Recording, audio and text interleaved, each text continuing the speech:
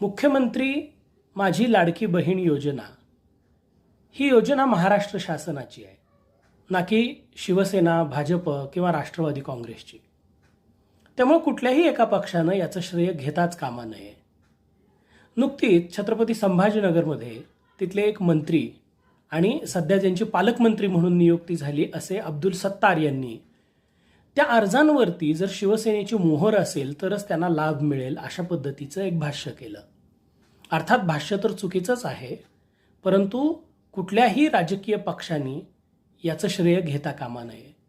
तुम्ही काय तुमच्या खिशातले पैसे देणार आहात का महिलांना? तुम्ही काही उपकार करता आहात का महिलांवरती?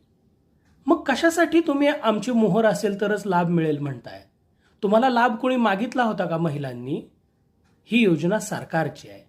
मुख्यमंत्र्यांनी याच्यामध्ये योग्य ती दखल घेतलीच पाहिजे आणि अशा पद्धतीच्या